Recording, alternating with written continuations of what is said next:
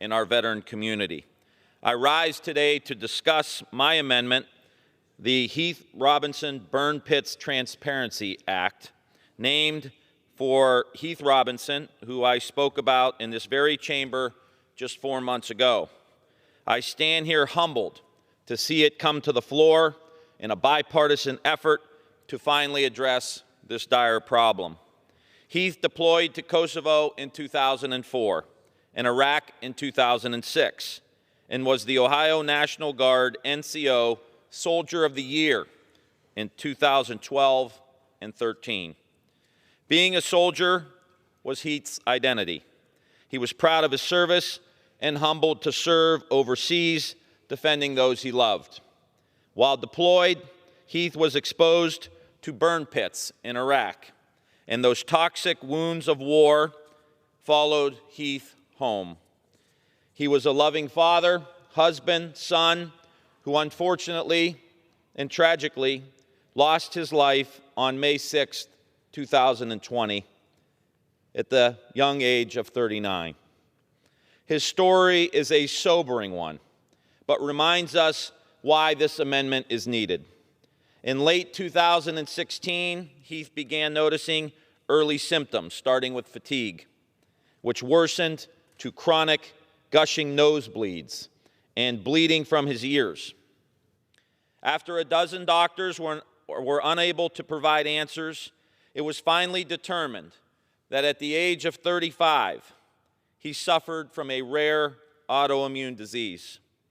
After new symptoms presented and Heath's condition deteriorated, his family learned Heath was stricken with an extremely rare form of lung cancer that, according to 20 oncologists, could have only been caused by prolonged inhalation of concentrated toxic substances.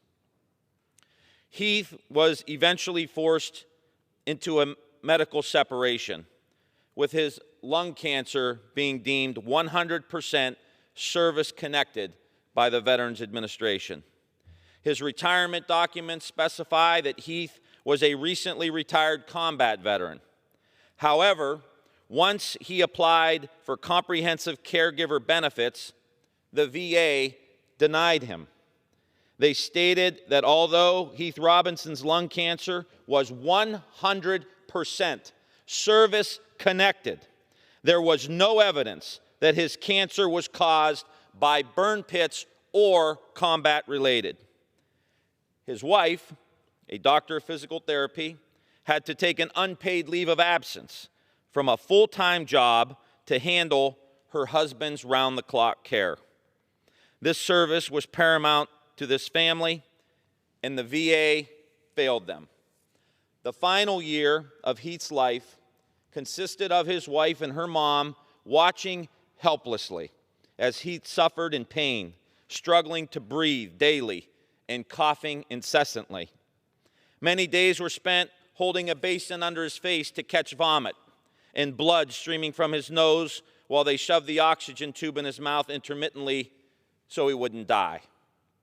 They lost count of the number of times he had to be rushed to the nearest emergency room, only to be transferred to a trauma hospital because the doctors had no idea what to do with him.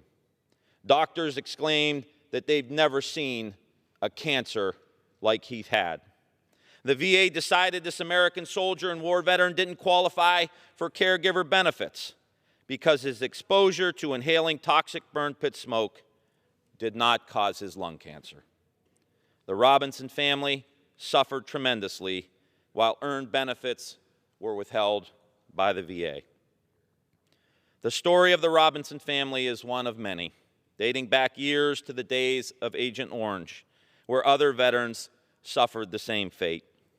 When veterans seek treatment related to burn pit exposure, my amendment requires the VA to report it to Congress.